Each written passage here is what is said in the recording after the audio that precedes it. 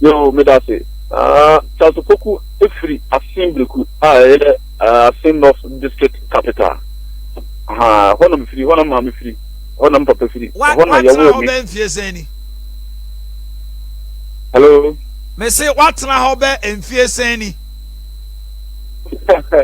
Ya wo me hona mata hona mako primary school wi mako JSS wi junior high. Masanso kura akọ secondary school e wo ho awi. Ansa na be se mi tubaka akọ kekus kura so akọ to me ho ma me won si aso. E dey say a what nkan na what Cape Coast. You see here me no ka say dey e me te Papa Western region. Na no mpo no amiri bia me se mi krom me be ye programs me ye training man ko for free me ye enyoma bebre me no ka say me wo mi krom aya Assin-North. Ya se won to aba e wo ho no mo na obezo mu wia udin be sem na o register ho u kire mu say yo me da say on say Ghana ha man ye dey adwuma emra ele bibia mu no ye fa ene dey ye susudia ene dey adwuma ana nyina so ne dey adwuma na se o he TI 127 mrakuni na yes edi adwuma ana se odemma ema obi qualify se we na se masebedani na tazo boku mi to emu bia ma mi nkyerɛ ade mi nyansa yisi sɛ ansa na obi betumi agina sɛ opese to abama ne sɛ masebedani no ɛsɛ sɛ oye nipa wadi ntie ɛde 21 ana sɛ ɛboro so ɛsɛ oye obi a na bi mu da hɔ ɛna ɛsɛ sɛ oye obi a wɔyɛ a registered voter ha yɛntie ni pa obi sɛ oye obi a wɔyɛ a registered voter obi a ne din ɛwɔ yisi ne nwoma na sɛ ne book nu records nu sɛ wɔto aba na sɛ register sɛ wɔyɛ Ghana ni a all these details na de nyina ɛwɔ mu empo wɔto aba yisi mrani nkyerɛ yɛn baabi a ɛwɔ Ghana mrani from 1992 constitution mu sɛ ɛsɛ sɛ wɔyɛ obi a wɔto aba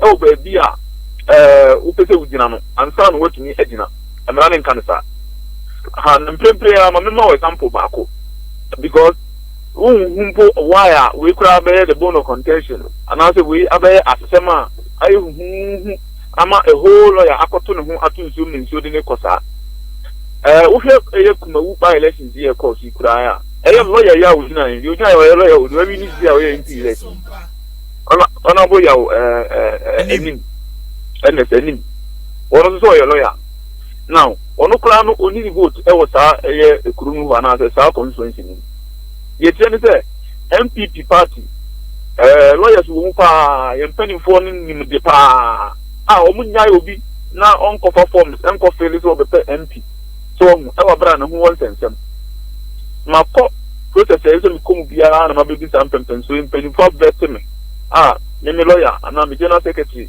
ono ye Justin lawyer Justin Kuya e vetting committee ni so bi anti die esese nkofo nyina fi ase ne se bi Ghana efebi esua emra no so ho na yehu wazunduma obi edun emfantisi again na me ka requirement abema obi etumi aye MP ana se wa qualify ebi so bi me ka ho ne se esese wo ye obi a wo firi ekuro na wo pese wo gyina ho na se district na wo firi e ho no ansan wo tumi gyina esese wo ye obi a wo tia tax means we tia tax pa we tia tax pa na okay so as I say we will be wouldn't any allegiance to any other country other than Ghana. As I say we will be wouldn't put us out do as citizenship. On say honorable your question what can be na no ntina ama asem kofo ebi o mani who so o mazum okay Charles mami musawe any be e koso wo Sesia no 2020 elections oto abawe 2020 elections me to about Takwa Western region. So as I speak with you, who vote to Takwa? Me camera ho asem. Enye propaganda, me camera ho asem. There be say, me no kasa sesia no.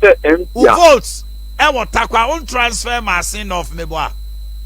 That who bu nya ko say me transfer bansan ma ba bigina.